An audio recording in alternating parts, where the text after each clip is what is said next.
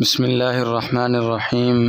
تفسیر ہدایت القرآن، سورۃ البقرہ، ریکارڈنگ نمبر 6، صفحہ نمبر 66۔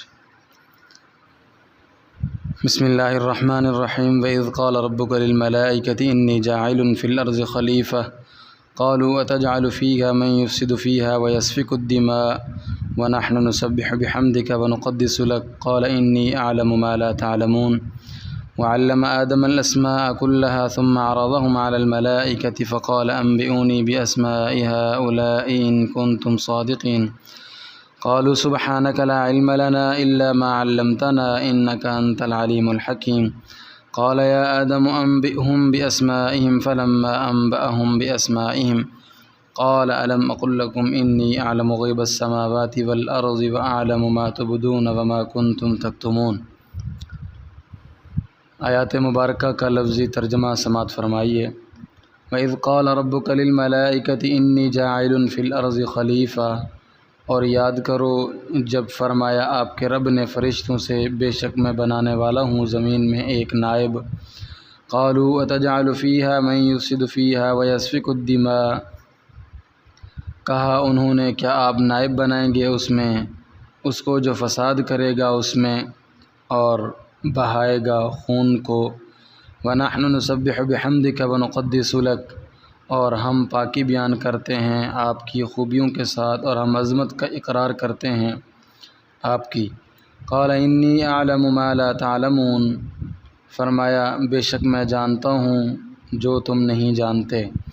وَعَلَّمَ آدَمَ الْأَسْمَاءَ كُلَّهَا ثُمَّ عَرَضَهُمْ عَلَى الْمَلَائِكَةِ فَقَالَ أَنبِئُونِي بِأَسْمَاءِ هَؤُلَاءِ إِن كُنتُمْ صَادِقِينَ، اور سکھلائے آدم کو نام سارے، پھر روبرو کیا ان چیزوں کو فرشتوں کے، پس فرمایا تم بتلاؤ مجھے نام ان چیزوں کے اگر ہو تم سچے۔ قالوا سبحانك لا علم لنا الا ما علمتنا انك انت العلیم الحکیم، کہا انہوں نے پاک ہے آپ کی ذات، نہیں علم ہے ہمیں مگر جو کچھ سکھلایا آپ نے ہمیں، بے شک آپ ہی خوب جاننے والے ہیں بڑی حکمت والے ہیں۔ فرمایا قال یا آدم انبئهم باسمائهم، فرمایا اے آدم بتا دو ان کو ان چیزوں کے نام۔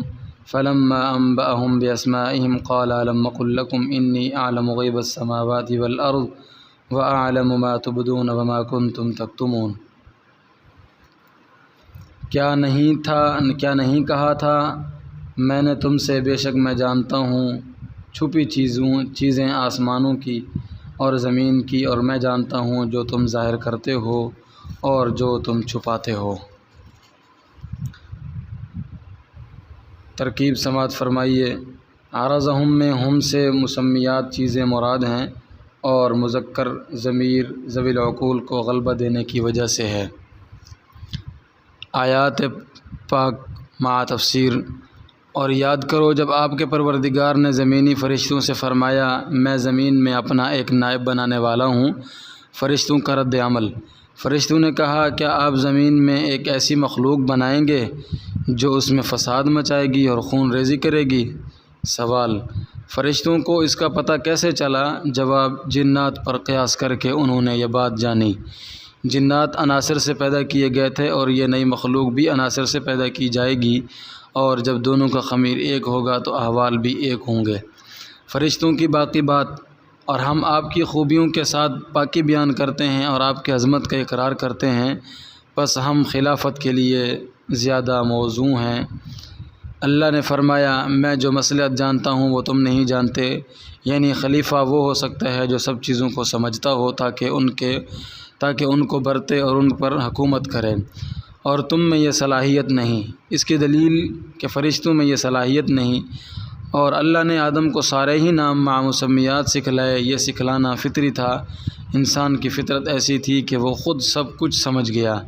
پھر ان چیزوں کو فرشتوں کے روبرو کیا اور فرمایا تم مجھے ان چیزوں کے نام بتاؤ اگر تم سچے ہو۔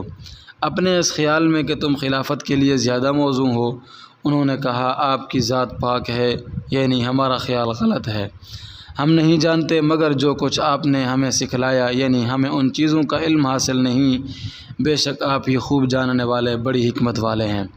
یعنی آپ نے اپنی حکمت کے تقاضے سے ہمیں ان چیزوں کا علم نہیں دیا۔ اللہ نے فرمایا اے آدم فرشتوں کو ان چیزوں کے نام اور خواص بتاؤ۔ پس جب آدم نے ان چیزوں کے نام مع خواص بتائے، یہ نام آدم علیہ السلام نے خود رکھے تھے جیسے اب بھی انسان چیزوں کے نام رکھتا ہے اور تحقیق و تجربہ سے خواص جانتا ہے۔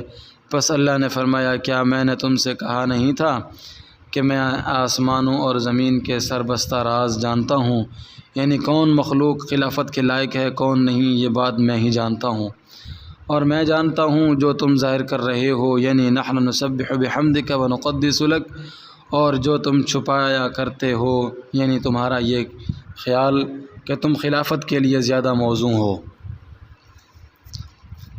بسم اللہ الرحمن الرحیم۔ وَإِذْ قَالَ رَبُّكَ لِلْمَلَائِكَةِ إِنِّي جَاعِلٌ وَإِذْ قُلْنَا لِلْمَلَائِكَةِ اسْجُدُوا لِآدَمَ فَسَجَدُوا إِلَّا إِبْلِيسَ أَبَى وَاسْتَكْبَرَ وَكَانَ مِنَ الْكَافِرِينَ وَقُلْنَا يَا آدَمُ اسْكُنْ أَنْتَ وَزَوْجُكَ الْجَنَّةَ وَكُلَا مِنْهَا رَغَدًا حَيْثُ شِئْتُمَا وَلَا تَقْرَبَا هَذِهِ الشَّجَرَةَ فَتَكُونَا مِنَ الظَّالِمِينَ فَأَزَلَّهُمَا الشَّيْطَانُ عَنْهَا فَأَخْرَجَهُمَا مِمَّا كَانَا فِيهِ وَقُلْنَا اهْبِطُوا بَعْضُكُمْ لِبَعْضٍ عَدُوٌّ وَلَكُمْ فِي الْأَرْضِ مُسْتَقَرٌّ وَمَتَاعٌ إِلَىٰ حِينٍ فَتَلَقَّىٰ آدَمُ مِن رَّبِّهِ كَلِمَاتٍ فَتَابَ عَلَيْهِ إِنَّهُ هُوَ التَّوَّابُ الرَّحِيمُ قُلْنَا اهْبِطُوا مِنْهَا جَمِيعًا فَإِمَّا يَأْتِيَنَّكُم مِّنِّي هُدًى فَمَن تَبِعَ هُدَايَ فَلَا خَوْفٌ عَلَيْهِمْ وَلَا هُمْ يَحْزَنُونَ وَالَّذِينَ كَفَرُوا وَكَذَّبُوا بِآيَاتِنَا أُولَٰئِكَ أَصْحَابُ النَّارِ هُمْ فِيهَا خَالِدُونَ۔ آیات مبارکہ کا لفظی ترجمہ سماعت فرمائیے۔ وَإِذْ قُلْنَا لِلْمَلَائِكَةِ اسْجُدُوا لِآدَمَ فَسَجَدُوا إِلَّا إِبْلِيسَ، اور یاد کرو جب کہا ہم نے فرشتوں سے سجدہ کرو آدم کو، پس سجدہ کیا انہوں نے مگر رحمت سے مایوس نے انکار کیا۔ ابا واستکبر وکان من الکافرین، انکار کیا اور گھمنڈ کیا اور تھا وہ منکروں میں سے، اور کہا ہم نے اے آدم یا آدم اسکن انت وزوجک الجنۃ وکلا منہا رغدا حیث شئتما ولا تقربا هذه الشجرہ، اے آدم بس تو اور تیری بیوی جنت میں اور کھاؤ دونوں جنت سے با فراغت جہاں سے چاہو تم دونوں، اور نہ نزدیک جانا دونوں اس درخت سے، فتکونا من الظالمین، پس ہو جاؤ گے تم نقصان کرنے والوں میں سے۔ فأزلہما الشیطان عنہا فأخرجہما مما کانا فیہ وقلنا اہبطوا بعضکم لبعض عدو، پس پھسلا دیا دونوں کو سرکش نے جنت سے، پس نکال دیا دونوں کو اس سے جو تھے دونوں اس میں، اور کہا ہم نے اترو تم تینوں تمہارا ایک دوسرے کا دشمن ہوگا۔ وَلَكُمْ فِي الْأَرْضِ مُسْتَقَرٌّ وَمَتَاعٌ إِلَىٰ حِينٍ، اور تمہارے لیے زمین میں ٹھہرنا ہے اور فائدہ اٹھانا ہے ایک وقت تک۔ فَتَلَقَّىٰ آدَمُ مِن رَّبِّهِ كَلِمَاتٍ فَتَابَ عَلَيْهِ إِنَّهُ هُوَ التَّوَّابُ الرَّحِيمُ،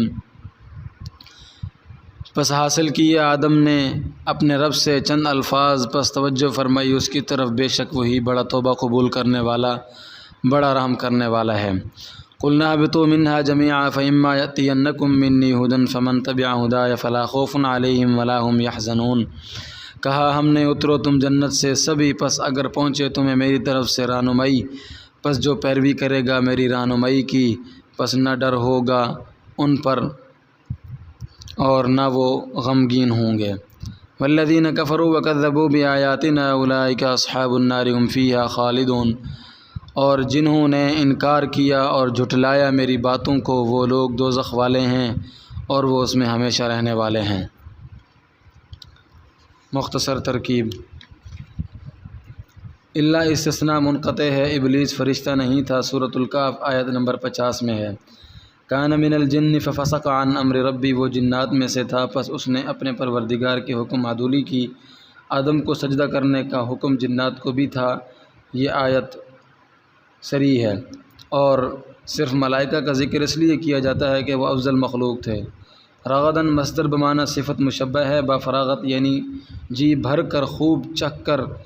یہ درخت متعین نہیں کیا، اگر متعین کیا جاتا تو بدنام نہ ہو جاتا اور اس کو کوئی نہ کھاتا۔ کار خلافت انجام دینے کے لیے اطاعت کی ضرورت۔ حضرت علی رضی اللہ تعالیٰ عنہ سے ان کی خلافت میں کسی نے پوچھا، حضرت عمر رضی اللہ تعالیٰ عنہ کی حکومت میں اور آپ کی حکومت میں فرق کیوں ہے؟ ان کی حکومت میں کوئی خلفشار نہیں تھا اور آپ کی حکومت میں خلفشار ہی خلفشار ہے۔ آپ نے جواب دیا عمر کی رعیت ہم تھے اور ہماری رعیت تم ہو، یعنی ہم خلیفہ کی اطاعت کرتے تھے اور تم کوئی بات نہیں مانتے، پس فرق تو ہوگا ہی۔ اللہ تعالیٰ نے آدم علیہ السلام کو زمین میں اپنا خلیفہ بنایا، فرشتوں پر ان کا علمی تفوق ظاہر کیا۔ اب کار خلافت انجام دینے کے لیے ضروری ہے کہ زمین میں موجود ذی عقل مخلوقات ان کی ماتحتی قبول کریں، ان کی اطاعت کریں، ان کے سامنے سرے نڈر کریں۔ اس وقت زمین میں ذی عقل مخلوق فرشتے اور جنات تھے، فرشتے جنات سے افضل تھے، اس لیے ان کا ذکر کیا، ورنہ دونوں کو حکم تھا کہ آدم کو سجدہ کرو۔ یہ رمزی سجدہ تھا، عبادت کا سجدہ نہیں تھا۔ چنانچہ فرشتوں نے تو سب نے سجدہ کیا اور جنات نے بھی سجدہ کیا، مگر ایک خاص فرد عزازیل اینٹ گیا، اس نے سجدہ نہیں کیا، اس نے انسان کی ماتحتی قبول نہیں کی، اس نے وہ راندہ درگاہ ہوا، اس لیے وہ راندہ درگاہ ہوا، اور وہ اللہ کے علم میں تو پہلے ہی سے کافر تھا، مگر اب اس کا کفر برملا ظاہر ہوا۔ وَإِذْ قُلْنَا لِلْمَلَائِكَةِ اسْجُدُوا لِآدَمَ فَسَجَدُوا إِلَّا إِبْلِيسَ أَبَىٰ وَاسْتَكْبَرَ وَكَانَ مِنَ الْكَافِرِينَ۔ ترجمہ، اور یاد کرو جب ہم نے فرشتوں اور جنات کو حکم دیا آدم کو سجدہ کرو، پس انہوں نے سجدہ کیا مگر ابلیس نے انکار کیا اور تکبر کیا، وہ علم الہی میں کافروں، حکم نہ ماننے والوں میں سے تھا۔ آدم حوا علیہ السلام کو زمین میں پیدا کر کے جنت میں بسایا اور وہاں ایک خاص درخت کے قریب جانے سے منع کیا۔ پہلے زمین میں مختلف حکومتیں تھیں، اسلامی بھی اور غیر اسلامی بھی، مگر حدود، بارڈر، پاسپورٹ اور ویزا نہیں تھا جو جہاں چاہے جا سکتا تھا۔ اسی طرح پہلے اللہ کی کائنات میں بھی حدود اور پابندیاں نہیں تھیں۔ زمینی فرشتے اور جنات آسمانوں کے اوپر جنت تک جا سکتے تھے، حدود بعد میں قائم ہوئیں اور پابندیاں بعد میں لگیں۔ اب زمینی فرشتے تو آسمان کے اوپر جا سکتے ہیں مگر جنات اور انسان نہیں جا سکتے، پھر جنات آسمان کے قریب جا سکتے ہیں، انسان قریب بھی نہیں جا سکتے، کیونکہ انسان جنات کی بنسبت کثیف ہیں۔ اس کے بعد جاننا چاہیے کہ آدم حوا علیہ السلام کو اللہ نے مٹی سے بنایا اور ایک نفس ناطقہ کی دو ہم جنس صنفیں بنائیں تاکہ ایک دوسرے سے انس حاصل کرے۔ پھر آدم علیہ السلام کو زمینی مخلوقات پر تفوق ظاہر کیا، پھر اطاعت و فرما برداری کا رمزی سجدہ کرایا۔ یہ سب کچھ زمین میں ہوا۔ پھر آدم حوا علیہ السلام کو جنت میں بسایا تاکہ وہاں کا لطف اور مزہ چکھیں اور اپنے اصلی وطن کو پہچانیں۔ وہاں ان کو ایک خاص درخت کے قریب جانے سے منع کیا، وہ درخت کچھ برا نہیں تھا، جنت کی کوئی چیز بری نہیں۔ اس درخت کو اطاعت اور عدم اطاعت کا معیار بنایا تھا، جیسے طالوت کے لشکر کے لیے ایک خاص نہر کے پانی کو اطاعت و عدم اطاعت کا معیار بنایا تھا۔ جب تک آدم و حوا علیہ السلام اس درخت کو نہیں کھائیں گے جنت میں رہیں گے، اور حکم کی خلاف ورزی کریں گے تو باہر نکال دیے جائیں گے اور وہ اپنا نقصان کریں گے، اللہ کا کچھ نقصان نہیں ہوگا۔ وَقُلْنَا يَا آدَمُ اسْكُنْ أَنْتَ وَزَوْجُكَ الْجَنَّةَ وَكُلَا مِنْهَا رَغَدًا حَيْثُ شِئْتُمَا وَلَا تَقْرَبَا هَٰذِهِ الشَّجَرَةَ فَتَكُونَا مِنَ الظَّالِمِينَ۔ ترجمہ، اور ہم نے کہا اے آدم تم اور تمہاری بیوی جنت میں رہو اور دونوں جنت میں سے جہاں سے چاہو جی بھر کر کھاؤ، اور اس درخت کے نزدیک مت جاؤ ورنہ دونوں اپنا نقصان کرو گے۔ جنت میں پہلی بار شیطان کی عداوت ظاہر ہوئی۔ آدم حوا علیہ السلام جنت میں رہتے رہے اور اس خاص درخت کے قریب نہیں جاتے تھے۔ اس پر ایک عرصہ گزر گیا، پھر شیطان نے دونوں کو ورغلایا اور دونوں کو ان کے موقف سے پھسلایا۔ شیطان اب تک جنت میں جاتا تھا، اس پر پابندی نہیں لگی تھی۔ اس نے جو پٹی پڑھائی اس کا ذکر سورہ طٰہٰ آیت 120 میں ہے۔ اس نے کہا اس درخت کے پھل میں یہ تاثیر ہے کہ جو اس کو کھائے گا امر ہو جائے گا اور ہمیشہ اللہ کے پاس رہے گا۔ اس نے قسم کھا کر اپنی ہمدردی کا یقین دلایا، پس دونوں نے اس درخت کا پھل کھا لیا، یعنی جنت کی زندگی اور قرب حق کی حرص میں یہ اقدام کیا اور دونوں سے یہ لغزش ہو گئی۔ جاننا چاہیے کہ وہ درخت امر نہیں تھا بلکہ مر تھا، اس کو کھاتے ہی جنت کا لباس اتر گیا اور حکم ملا کہ یعنی آدم و حوا علیہ السلام اور شیطان زمین میں اتریں۔ اب تم ہمیشہ ایک دوسرے کے دشمن رہو گے، شیطان تمہیں گمراہ کرنے کی کوشش کرتا رہے گا اور تم دین پر مضبوط رہ کر اس کی ناک زمین پر رگڑتے رہو گے، اور اللہ تعالیٰ نے یہ بھی فرمایا کہ اب تم زمین میں رہو گے، آسمانوں پر نہیں آ سکو گے، اور زمین میں بھی ایک وقت تک رہو گے، پھر مرو گے اور زمین چھوڑو گے۔ ذلت اور معصیت میں فرق۔ انبیاء معصوم ہوتے ہیں، ان سے معصیت گناہ نہیں ہو سکتی، اللہ تعالیٰ ان کی حفاظت فرماتے ہیں۔ البتہ ذلت لغزش ہو سکتی ہے، معصیت گناہ ارادہ سے اللہ کے حکم کی خلاف ورزی کرنے کا نام ہے، اور ذلت ارادہ کے بغیر یا نیک ارادے سے غلطی ہو جانے کا نام ہے۔ آدم و حوا علیہم السلام سے قرب خداوندی کی لالچ میں غلطی ہوئی، پس وہ ذلت تھی۔ فَأَزَلَّهُمَا الشَّيْطَانُ عَنْهَا فَأَخْرَجَهُمَا مِمَّا كَانَا فِيهِ وَقُلْنَا اهْبِطُوا بَعْضُكُمْ لِبَعْضٍ عَدُوٌّ وَلَكُمْ فِي الْأَرْضِ مُسْتَقَرٌّ وَمَتَاعٌ إِلَىٰ حِينٍ۔ ترجمہ: پس شیطان نے دونوں کو اس جگہ سے پھسلایا اور دونوں کو ان نعمتوں سے نکالا جن میں وہ تھے، اور ہم نے حکم دیا نیچے اترو، تمہارا ایک دوسرے کا دشمن ہوگا اور تمہارے لیے زمین میں ایک وقت تک ٹھہرنا اور فائدہ اٹھانا ہے۔ اللہ تعالیٰ نے آدم علیہ السلام کو توبہ کے الفاظ تلقین فرمائے۔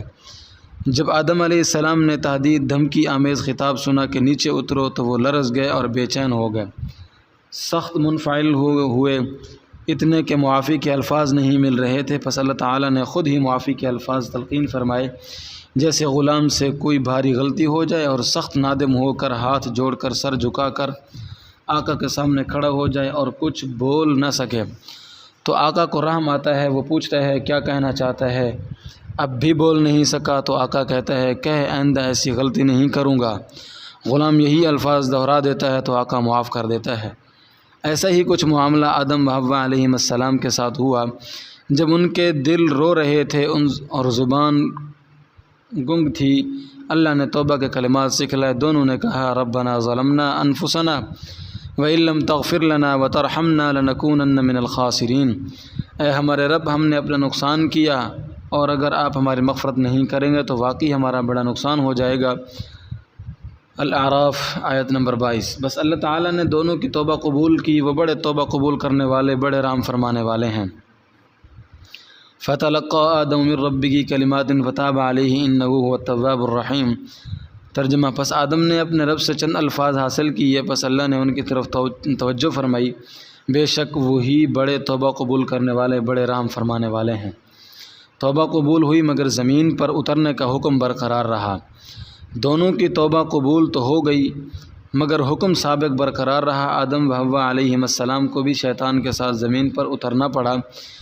جمیعاً اسی لیے بڑھایا، ان کے زمین پر اترنے میں مصلحتیں ہیں، وہ خلافت عرضی زمین پر پہنچ کر ہی انجام دیں گے، البتہ پیچھے سے اللہ تعالیٰ ہدایت بھیجیں گے، کتاب نازل فرمائیں گے۔ جو اس کی پیروی کرے گا وہ بے خطر جنت میں واپس آئے گا، نہ اس کو آگے کوئی ڈر ہوگا، نہ دنیا چھوڑنے کا غم، کیونکہ وہ بہتر دنیا میں پہنچ گیا۔ البتہ جو ہدایت کو درخور اعتنا نہیں سمجھے گا، وہ اللہ کی باتوں کو جھٹلائے گا، وہ جہنم کے کھڈے میں گرے گا اور وہاں ہمیشہ رہے گا۔ نعوذ باللہ منہا۔ قُلْنَا اهْبِطُوا مِنْهَا جَمِيعًا فَإِمَّا يَأْتِيَنَّكُم مِّنِّي هُدًى فَمَن تَبِعَ هُدَايَ فَلَا خَوْفٌ عَلَيْهِمْ وَلَا هُمْ يَحْزَنُونَ وَالَّذِينَ كَفَرُوا وَكَذَّبُوا بِآيَاتِنَا أُولَٰئِكَ أَصْحَابُ النَّارِ هُمْ فِيهَا خَالِدُونَ۔ ترجمہ: ہم نے کہا سبھی جنت سے نیچے اترو، پھر اگر تمہیں میری طرف سے ہدایت پہنچے تو جو میری ہدایت کی پیروی کرے گا، پس ان پر نہ کوئی ڈر ہوگا، نہ غمگین ہوں گے، اور جو انکار کرے گا وہ ہماری باتوں کو جھٹلائے گا تو وہ دوزخ والے ہیں اور اس میں ہمیشہ رہنے والے ہیں۔ بنی اسرائیل یہود کا تذکرہ۔ ربط عام۔ سورۃ البقرہ قرآن کریم کی حقانیت کے بیان سے شروع ہوئی ہے، پھر ضمنی مضامین بیان ہوئے ہیں۔ اب بنی اسرائیل یہود و نصارہ کا تذکرہ شروع کرتے ہیں، ان کو قرآن پر ایمان لانے کی دعوت دیتے ہیں۔ یہود مدینہ شریف میں معاشی اور مذہبی حیثیت سے غالب تھے، مشرکین ان کو اپنے سے افضل سمجھتے تھے، اس لیے اگر وہ ایمان لائے تو مشرکین ان کی پیروی کرتے۔ ربط عام۔ توحید کی دلیل آیت 21 میں فرمایا کہ اللہ نے موجودہ لوگوں کو اور پہلے والوں کو پیدا کیا۔ پہلے لوگوں میں سب سے پہلے حضرت آدم علیہ السلام، ان کا تذکرہ ہو گیا۔ اب زمانی ترتیب سے حضرت نوح علیہ السلام کا تذکرہ آنا چاہیے، مگر ان کی امت دعوت تو ہلاک ہوئی اور امت اجابت کی نسل نہیں چلی، صرف آپ کے 3 بیٹوں کی نسل چلی، اس لیے وہ قابل لحاظ نہیں ہے۔ پھر حضرت ابراہیم علیہ السلام اور ان کی اولاد کا نمبر آتا ہے۔ آپ کے 8 صاحبزادے تھے۔ قصص القرآن سیوہاروی پلوٹھے۔ سب سے بڑے حضرت اسماعیل علیہ السلام تھے۔ ان کی نسل جزیرۃ العرب میں پھیلی اور ان میں حضرت خاتم النبیین صلی اللہ علیہ وسلم مبعوث ہوئے۔ دوسرے صاحبزادے حضرت اسحاق علیہ السلام تھے۔ پھر ان کے نامور صاحبزادے حضرت یعقوب علیہ السلام تھے۔ ان کا لقب اسرائیل تھا۔ ان کے معنی ہیں عبداللہ، اللہ کا بندہ۔ پھر ان کے 12 بیٹے ہوئے۔ ان کی نسل بنی اسرائیل کہلائی۔ ان میں یوسف علیہ السلام سے 400 سال بعد موسیٰ علیہ السلام مبعوث ہوئے۔